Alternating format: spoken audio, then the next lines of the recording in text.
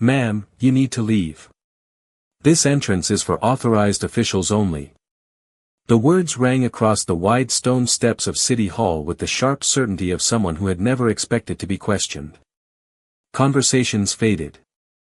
Shoes slowed against the polished granite plaza. Even the fountain splashing beside the American flag seemed quieter as dozens of strangers turned toward the unexpected confrontation. The woman standing at the foot of the staircase did not argue. She simply lifted her eyes toward the historic building rising above her, its limestone columns glowing beneath the warm morning sun, then looked back at the uniformed officer blocking her path. She was dressed in a simple navy jacket, dark slacks, and comfortable walking shoes that had clearly seen more miles than fashion runways. A worn leather notebook rested beneath one arm. No expensive jewelry. No security detail. No government convoy waiting at the curb. Nothing about her appearance suggested power. Officer Daniel Carter noticed every detail within seconds, and in his mind each observation confirmed what he already believed. Important people arrived surrounded by staff. Important people carried credentials before they were ever asked. Important people certainly did not arrive alone, carrying an old notebook and wearing shoes with faded soles. He straightened his shoulders and extended one hand toward the public sidewalk with practiced professionalism. "Visitor services are around the corner," he said, his voice calm but unmistakably dismissive. "This entrance isn't for you." A few people exchanged uncomfortable glances. Some continued walking. Others slowed just enough to watch without appearing obvious. A maintenance worker paused beside a flower bed, pretending to adjust a hose while quietly listening. A young intern standing near the revolving doors lowered the coffee cup in her hand, sensing the tension growing by the second. The woman offered a polite smile that reached neither arrogance nor submission. "I appreciate your concern," she answered gently. "I have an appointment inside." Her voice carried the steady confidence of someone completely certain of where she belonged. Officer Carter frowned. He had heard that line countless times over the years. Everyone claimed to know someone inside City Hall. Everyone insisted they had business that somehow bypassed security procedures. He folded his arms. "Name?" he asked. "Naomi Brooks." He repeated the name silently, searching his memory. Nothing. No recognition. No alerts from the morning briefing. No VIP schedule he could recall. "Who are you meeting?" he continued. Naomi glanced briefly toward the towering clock above the entrance before answering. "Someone expecting me." It was not an evasive reply. It was simply all she chose to say. That restraint irritated Carter far more than an argument would have. Behind them, another wave of employees crossed the plaza carrying laptops, folders, and breakfast sandwiches as the city prepared for another ordinary workday. Yet something about this exchange had quietly transformed the entrance into a stage. Curious eyes gathered from every direction. No one knew why the woman remained so calm. No one understood why the officer seemed increasingly determined to prove she did not belong. And no one could have guessed that within minutes, everything they believed about power, appearance, and authority was about to be turned upside down. Naomi Brooks remained exactly where she was, neither stepping forward nor retreating, as if she understood that silence often revealed more about people than arguments ever could. A light breeze drifted across the plaza, carrying the scent of freshly cut grass from the park across the street and stirring the small American flags lining the entrance walkway. The courthouse clock chimed 9 times, each clear note echoing between the surrounding government buildings. Employees continued filtering toward the entrance, but many now slowed their pace just enough to glance toward the unusual scene before quickly pretending to focus on their phones or coffee cups. Naomi noticed every expression without staring at anyone directly. She saw the hesitation in the eyes of a young receptionist carrying a folder against her chest. She noticed an elderly veteran wearing a faded service cap quietly lowering himself onto a nearby bench after struggling up the front steps. She watched a mother guide her little boy toward the public information desk while gently reminding him to use his indoor voice. These were the people she had hoped to observe when she chose to arrive without any official escort. For nearly 3 months, reports had crossed her desk describing inconsistent treatment inside public buildings throughout the state. Most complaints never mentioned dramatic confrontations. Instead, they described small moments that were easy to dismiss on paper but impossible to ignore when experienced in person. Citizens spoke about assumptions made before introductions, respect offered selectively, and courtesy that seemed to depend more upon appearance than purpose. Numbers inside reports could never fully capture the weight of those moments. That was why Naomi had insisted on seeing them herself. Her chief of staff had strongly advised against the idea. Security specialists argued it created unnecessary risk. Senior advisors warned that ordinary visits rarely remained ordinary once cameras appeared. Naomi had listened carefully to every concern before quietly placing her leather notebook into her briefcase and deciding that leadership meant understanding reality rather than merely reading summaries about it. She had spent her entire career believing that government buildings belonged first to the public, not to the officials who worked inside them. If an ordinary citizen felt unwelcome before even reaching the front desk, then something deeper than policy required attention. Officer Daniel Carter remained convinced he was protecting the building exactly as he had been trained. He watched Naomi's calm expression with growing uncertainty because it did not fit the reactions he expected. Most people became frustrated, embarrassed, or impatient after being questioned. Some demanded supervisors. Others raised their voices. Naomi did none of those things. Instead, she simply looked toward the entrance as another group of employees passed through the security checkpoint. Her composure felt strangely unsettling, as though she knew something no one else did.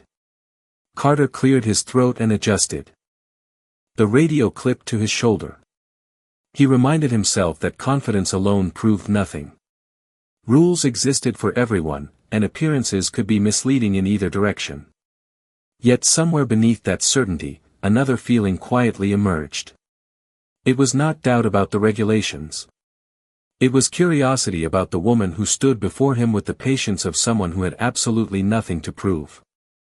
Officer Daniel Carter shifted his weight slightly, the polished leather of his duty shoes scraping softly against the stone landing as another line of visitors approached the entrance. He raised one hand, directing them through the security checkpoint with practiced efficiency, but his attention kept drifting back to Naomi Brooks. She had not complained, had not walked away, and had not attempted to force her way inside. She simply waited, her notebook resting comfortably beneath her arm as though time belonged to her instead of the crowded schedule posted inside the building. That quiet confidence unsettled him far more than open defiance ever could. Years of experience had taught Carter to trust first impressions. He believed that confidence usually came wrapped in expensive suits, official credentials, and unmistakable symbols of authority. The woman standing before him carried none of those signals. To him, she looked like another visitor who had misunderstood which entrance to use. Across the plaza, 2 administrative assistants slowed their conversation after noticing the growing audience near the front steps. One whispered something to the other before both glanced toward Naomi with uncertain expressions.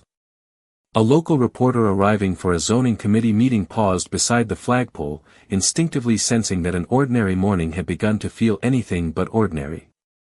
Nearby, the elderly veteran Naomi had noticed earlier finally caught his breath on the bench.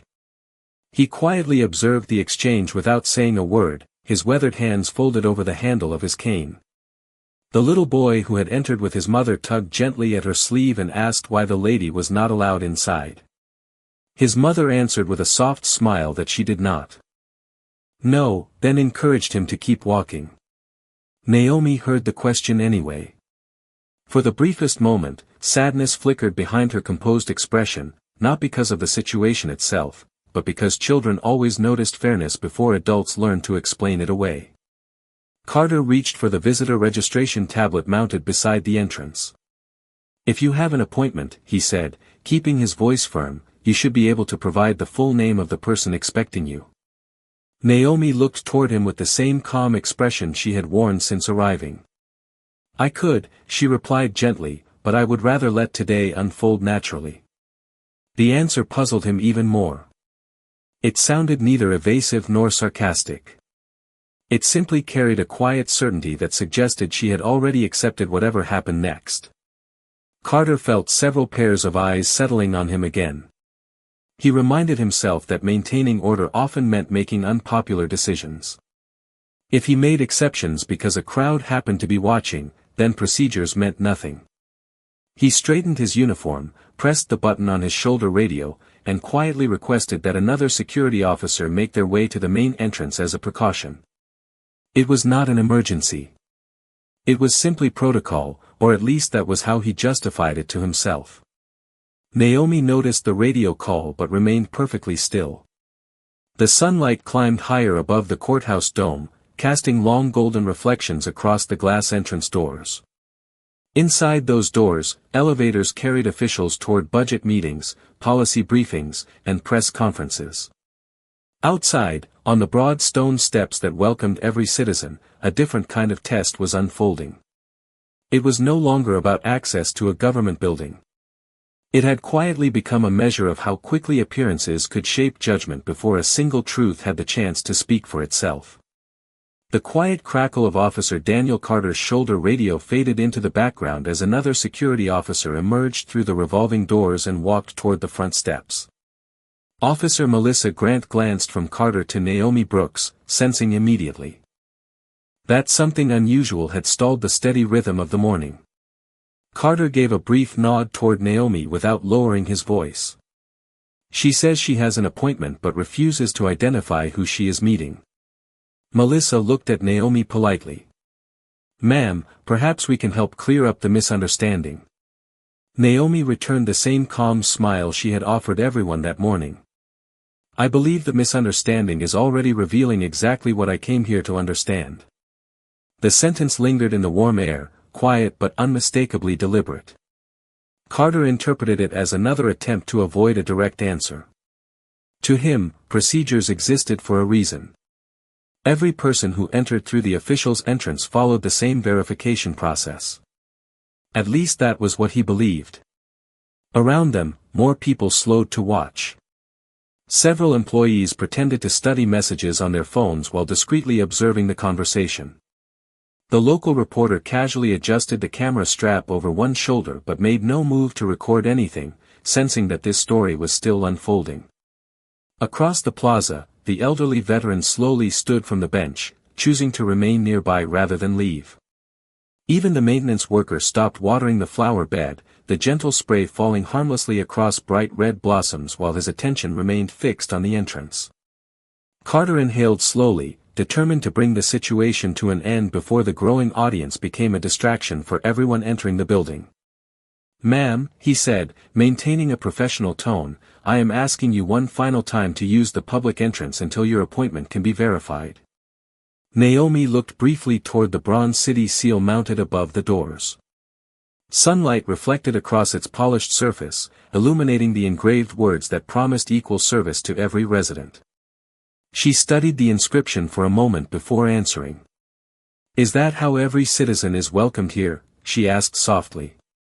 The question was simple, but it landed with unexpected weight. Melissa lowered her eyes for an instant. Carter remained focused. "Everyone is treated according to security procedures," he replied confidently. Naomi nodded once, neither agreeing nor disagreeing. "Then I appreciate your consistency," she answered. "Please continue exactly as you believe is right." That response caught Carter off guard. There was no frustration in her voice. No accusation. No attempt to embarrass him in front of the gathering crowd. It almost sounded like permission. Believing the conversation had reached its conclusion, he stepped slightly to the side and extended an open hand toward the sidewalk, indicating the direction of the public entrance around the corner. Naomi did not move. She remained standing peacefully on the broad stone landing, her notebook still tucked beneath her arm, her posture relaxed, her expression thoughtful rather than resistant. The plaza fell strangely quiet once again.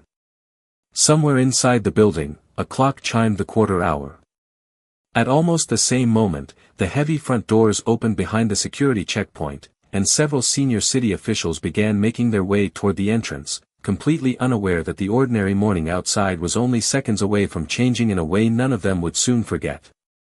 The arrival of several senior city officials should have dissolved the growing tension, yet the opposite happened. They slowed as they approached the entrance, sensing that something had interrupted the ordinary flow of the morning. None of them immediately recognized Naomi Brooks. That had been her intention from the beginning.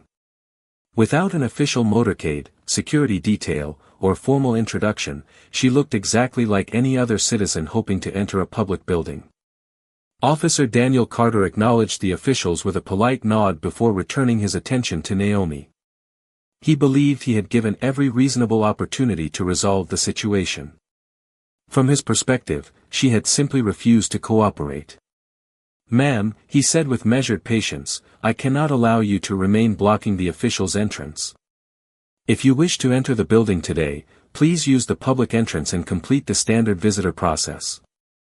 Naomi listened carefully, then looked past him toward the revolving doors where employees continued arriving for another day of serving the people of the city.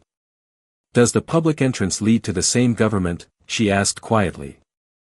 Carter hesitated for only a fraction of a second before answering. "Every entrance serves the same building." Naomi nodded gently. "Then every entrance should begin with the same respect." The words settled over the plaza like a breeze that no one had expected. Several people lowered their eyes. Others exchanged uncertain glances without speaking. The maintenance worker quietly turned off the water hose, allowing silence to replace the gentle spray that had filled the background moments earlier. The elderly veteran tightened his grip on his cane, watching with thoughtful eyes that had seen enough of life to recognize when a conversation was no longer about rules alone. Officer Melissa Grant remained beside Carter, saying nothing. She replayed the exchange in her mind and realized that the woman had never demanded special treatment. She had never raised her voice, never insulted anyone, and never claimed to be more important than anyone else. She had simply asked questions that seemed to grow heavier each time they were answered. Carter noticed the growing audience and felt a responsibility to restore order before the situation distracted even more employees. He took one careful step forward, maintaining a respectful distance while signaling with an open hand that it was time for the conversation to end. "I understand your position," he said. "But I need you to move to the public entrance now." Naomi remained completely composed. She looked once more at the engraved city seal above the doorway, then toward the people quietly watching from every direction. For a brief moment, it seemed as though she was memorizing every face, every expression, every unspoken reaction. Then she answered with remarkable calm. "Very well. I will wait right here until the person expecting me arrives." Her voice carried no challenge, only certainty. Carter drew a slow breath, convinced that she still misunderstood the situation. What he could not know was that every passing second was bringing the morning closer to a revelation that would reach far beyond the entrance of City Hall. Inside the building, footsteps echoed across the marble lobby as someone of tremendous importance made their way toward the front doors, unaware that outside, an ordinary encounter had already become an unforgettable lesson about appearances, assumptions, and the true meaning of public service. The plaza seemed to exhale all at once as the morning breeze swept across the broad stone steps, lifting a few golden leaves from the edges of the sidewalk and carrying them in slow circles beneath the towering columns of City Hall. The conversations that had filled the entrance only minutes earlier faded into scattered whispers. Even passing traffic felt strangely distant, replaced by the gentle rhythm of the fountain and the soft flutter of flags overhead. Naomi Brooks stood exactly where she had been from the beginning, her hands resting lightly around the worn leather notebook she had carried through countless communities across the state. There was nothing dramatic about her posture. Nothing defensive. Nothing demanding. She simply waited with the quiet patience of someone who understood that truth rarely needed to hurry. Officer Daniel Carter remained only a few feet away. For the first time that morning, he found himself studying her rather than evaluating her. The confidence she carried no longer looked like stubbornness. It looked like certainty. Yet certainty about what, he still could not explain. Officer Melissa Grant shifted her attention between the two of them before glancing toward the building's glass entrance. Reflections from the rising sun shimmered across the doors, making it impossible to clearly see who was walking through the marble lobby beyond them. The crowd had grown without anyone intending it to. Employees arriving late slowed their pace after noticing dozens of people standing unusually still. A delivery driver paused beside his truck before unloading the morning supplies. The elderly veteran remained beside the railing, his weathered face calm, almost thoughtful, as though he sensed that something important was about to happen. The little boy who had asked his mother an innocent question earlier peeked back toward the entrance from halfway across the plaza, still wondering why the kind woman had never become angry. Naomi quietly noticed him and offered the faintest smile. The child smiled back before his mother gently guided him inside. That simple exchange lasted only seconds, yet it reminded Naomi why she had chosen this visit. Children watched adults to learn what respect looked like. They listened long before they understood policies or procedures. Every action outside this building was teaching someone something. A shaft of sunlight slipped between the columns and settled across the engraved city seal above the entrance, illuminating the words that promised fairness, service, and integrity. Naomi lifted her eyes toward the inscription once more. She remembered visiting small town halls years earlier, shaking hands with teachers, firefighters, nurses, veterans, and families who believed that public service began with listening rather than judging. Those memories grounded her now. She felt no resentment toward Officer Carter.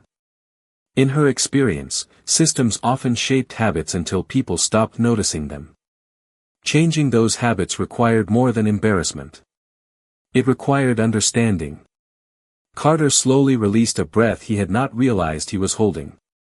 Something inside him urged him to ask one more question, not because procedure required it, but because curiosity finally outweighed assumption. Before he could speak, the heavy glass doors behind him opened with a quiet mechanical hum. Several footsteps echoed across the polished stone floor inside the entrance, measured, confident, and unhurried. Without a single raised voice, the attention of everyone on the plaza shifted toward the doorway, and the stillness that settled over the morning felt less like silence and more like the calm pause that comes just before a truth finally reveals itself. The glass doors swung open without urgency, and the small group of officials stepping onto the entrance landing immediately fell silent. At their center walked Mayor Richard Collins, holding a slim folder beneath one arm while quietly discussing the morning agenda with his chief administrator. He took only a few steps before noticing the unusual crowd gathered outside the main entrance. His eyes moved from Officer Daniel Carter to Officer Melissa Grant, then settled on the woman standing calmly near the top of the steps. The color drained from his face almost instantly. His stride stopped so suddenly that the officials behind him nearly walked into one another. For a heartbeat, no one understood why the mayor had frozen. Carter noticed the change and instinctively turned toward him. "Good morning, Mayor," he said confidently. "We are handling a visitor who has been unable to verify her appointment." Mayor Collins barely seemed to hear the explanation. His eyes remained fixed on Naomi Brooks, whose gentle smile suggested she had expected this moment all along. She offered a small nod, neither triumphant nor offended, simply acknowledging his arrival with quiet grace. The mayor descended 2 steps without taking his eyes off her. Every conversation across the plaza disappeared. Even those too far away to hear sensed that something extraordinary was unfolding. The reporter slowly lowered his notebook. The maintenance worker removed his cap. The elderly veteran straightened his shoulders. Carter looked from the mayor back to Naomi, suddenly aware that the certainty he had carried all morning was beginning to slip away. Mayor Collins finally spoke, his voice calm but carrying clearly across the silent entrance. "Officer Carter," he said, "please step aside." Carter hesitated for only a moment before obeying. Confusion spread across his face. Melissa Grant quietly took 1 step backward, sensing the significance of what was about to happen. The mayor walked directly toward Naomi and extended his hand with genuine respect. "Governor Brooks," he said warmly, thank you for coming exactly the way you promised you would." The words echoed across the stone plaza with astonishing clarity. For several long seconds, no one moved. No one even seemed to breathe. Carter stared at Naomi as though hearing an impossible sentence. Governor. The title repeated itself inside his mind again and again, refusing to fit the assumptions he had confidently built only moments earlier. His eyes drifted toward the worn notebook beneath her arm, the comfortable walking shoes, the simple navy jacket, and suddenly every detail he had dismissed took on an entirely different meaning. Naomi accepted the mayor's handshake with quiet humility. "Good morning, Richard," she replied. "I hope I did not keep everyone waiting too long." The mayor gave a faint, apologetic smile. "The only thing that has been waiting," he answered softly, "is a lesson we clearly needed." Around them, expressions shifted from curiosity to disbelief. Several employees exchanged stunned glances. The young receptionist lowered her eyes, remembering how quickly she had accepted the officer's judgment without question. The little boy standing just inside the lobby looked toward his mother with wide eyes, and she gently squeezed his hand as if silently reminding herself that appearances could never measure a person's worth. Officer Carter remained speechless. The confidence that had guided every decision that morning dissolved into quiet reflection as he realized that the woman he believed did not belong had been exactly where she was supposed to be from the very beginning. Officer Daniel Carter felt the weight of every silent gaze around him, yet none of them pressed as heavily as his own conscience. The certainty that had carried him through the morning had disappeared, replaced by the unmistakable realization that he had judged a person before giving her the dignity of being known. He removed his cap slowly, holding it respectfully against his side as he stepped forward. "Governor Brooks," he said, his voice quieter than it had been at any point that morning, "I owe you an apology. I believed I was protecting this building, but I failed to remember who it was built to serve." The plaza remained completely still. No one interrupted. No one looked away. Naomi Brooks met his eyes with the same calm expression she had carried from the moment she arrived. There was no satisfaction in her face, no desire to make his embarrassment any greater than it already was. She understood that genuine regret often spoke more honestly than perfect words ever could. "Thank you for saying that," she answered gently. "Apologies matter because they create the opportunity to grow, not because they erase what already happened." Carter lowered his eyes for a brief moment before nodding. "I would like to do better," he admitted. Naomi smiled warmly. "Then today has already accomplished something worthwhile."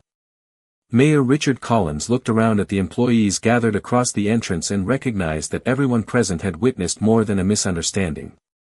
They had watched a lesson unfold about the responsibility that came with public service.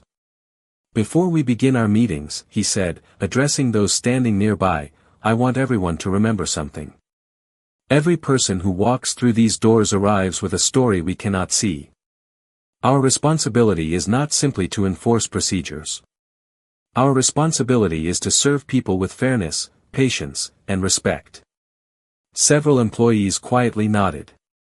The young receptionist who had watched the encounter from the beginning felt her cheeks grow warm as she reflected on how easily she had accepted another person's assumptions without asking a single question herself. The maintenance worker looked toward Naomi with quiet admiration, while the elderly veteran smiled gently beneath the brim of his faded cap, as though witnessing a small piece of justice restored his confidence in the institution he had once served. Naomi looked toward Carter once more. "This morning was never about catching someone making a mistake," she said softly. "It was about understanding whether our public buildings welcome every citizen with the same dignity. Policies can be rewritten in an afternoon. Habits take longer. But habits can change when people choose humility over pride." Carter listened without attempting to defend himself. Every sentence felt less like criticism and more like an invitation to become the kind of public servant he had always believed he was. The burden on his shoulders eased, replaced by determination instead of shame. Mayor Collins turned toward the officials waiting behind him. "Please postpone the first meeting by 30 minutes, he instructed. "Governor Brooks and I would like to begin today." By reviewing every public access policy together. Naomi nodded in agreement before looking once more across the entrance where strangers from every walk of life stood side by side. The stone steps, the towering columns, and the bright morning sunlight had not changed since she arrived, yet the atmosphere felt entirely different. Respect had quietly taken the place of assumption, and for the first time that morning, the entrance to City Hall truly felt open to everyone. 3 weeks later, the morning sunlight returned to the front steps of City Hall almost exactly as it had on the day everything changed. The limestone columns still cast long shadows across the plaza. The fountain still filled the air with its quiet rhythm. Employees still hurried toward meetings with coffee cups in their hands and folders tucked beneath their arms. Yet something invisible had changed. New signs welcomed every visitor with simple language emphasizing respect, accessibility, and service. Security staff greeted each person before asking questions.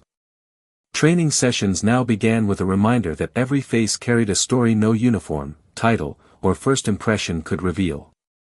Officer Daniel Carter stood at the same entrance where he had once relied almost entirely on assumptions. His posture remained professional, but there was a new patience in the way he listened before speaking. He smiled more often. He asked questions with genuine curiosity instead of quiet suspicion. Every visitor received the same greeting, whether they arrived in a tailored business suit or faded blue jeans, whether they carried a leather briefcase or a paper grocery bag. Most people never noticed the difference, but those who had once expected to feel overlooked often walked through the doors with an expression of pleasant surprise. Carter discovered that respect required no extra budget, no complicated policy, and no special authority. It simply required a choice made one conversation at a time. Inside the building, Governor Naomi Brooks concluded a productive meeting with Mayor Richard Collins and several department leaders. Together they approved recommendations to strengthen customer service training across public offices throughout the state. The discussion focused less on discipline and more on building habits that reflected dignity, fairness, and humility. Naomi believed lasting change happened when people understood why kindness mattered instead of acting differently only because they feared consequences. As she prepared to leave, she declined the offer of an official motorcade once again. She preferred walking through the same entrance as everyone else. When she stepped outside, Carter noticed her immediately. For a brief moment, both remembered the first morning they had met, but neither chose to revisit it with unnecessary words. Carter simply opened the door and smiled warmly. "Good afternoon, Governor Brooks," he said. "It is good to see you again." Naomi returned the smile with quiet sincerity. "Good afternoon, Officer Carter. It is good to see this entrance welcoming everyone." Their conversation lasted only a few seconds, yet it carried more meaning than the long exchange that had unfolded weeks earlier. Nearby, the elderly veteran happened to pass the building again and paused long enough to witness the simple greeting. He smiled to himself before continuing down the sidewalk. A young family entered behind him without hesitation, greeted with the same courtesy. The little boy who had once wondered why a kind woman could not enter the building ran happily through the doors, holding his mother's hand as though City Hall belonged to him just as much as anyone else. Naomi looked back once before walking toward the street, the afternoon light reflecting softly across the polished stone beneath her feet. She carried the same worn leather notebook beneath her arm, now filled with observations that statistics alone could never capture. Behind her, the American flag moved gently in the breeze above a building that finally felt a little closer to the promise engraved over its entrance. Sometimes the greatest measure of leadership is not the authority people recognize when you arrive, but the humanity they choose to practice after you leave.